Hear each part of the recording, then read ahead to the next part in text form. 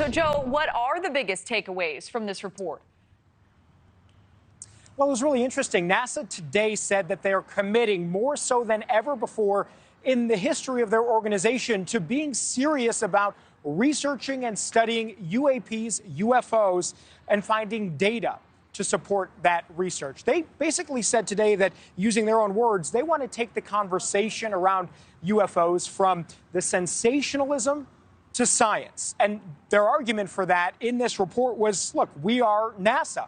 We have incredible technology here, whether it's radar systems on Earth, in the water, in space. They have incredible satellite imagery. They say all of those tools can and should now be used to help the federal government identify some of these things that are flying around out there in our airspace that we simply cannot identify right now. They did acknowledge there are serious and credible reports of UAPs all over the world, but that we simply don't have enough tools, enough data to identify at a scientific level what these things are. Now, they did say so far they don't have any evidence, they've not seen evidence that these things that are in our airspace are extraterrestrial or did not come from Earth. But they're not ruling that out either. And the administrator, Bill Nelson, said that he's going to be transparent. If evidence like that should surface, they are going to make that public. That was his commitment today from NASA as an organization. Now, we had a lot of questions, as you can imagine. One of those that we asked was the information in this report today and all of the UAP reports they were referencing came from non-classified material. Well, we know the Pentagon has a whole lot of classified material around UFOs and UAPs. So we were wondering why NASA didn't have access to that stuff as they put this report together. Here's the answer that we got. You've given a very understandable description for why the DoD classifies certain images and videos.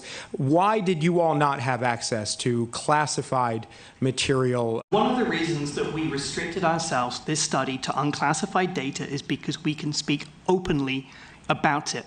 And in so doing, we're aiming, again, to alter the discourse from sensationalism to science, as Administrator Nelson beautifully said.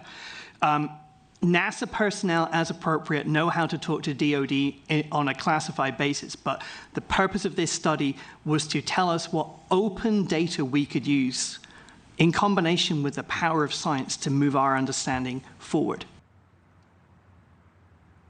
Now, before that, the NASA Administrator, Bill Nelson, did tell me he has seen classified information, didn't elaborate on anything beyond that. One more piece that we were really pushing back on here with NASA, and others were as well, they're committing to transparency, Kelly, but they've established a brand new position that's really important, the Director of UAP Research here at NASA, but they wouldn't tell us who that person is. They said they have someone in mind for it. They've already been sort of on the team, but they said because of potential harassment, they're not releasing the name of that person. That wasn't good enough, frankly, for a lot of the reporters in that room who wanted to know more and felt like that was not really a tenable position from NASA. But as of right now, that is their answer to that. They are not going to be releasing the name of the person who's going to be in charge of doing this research. Oh, really interesting. Certainly a big piece of the puzzle. So, Joe, NASA spoke of moving the conversation from UAPs, from sensationalism to science.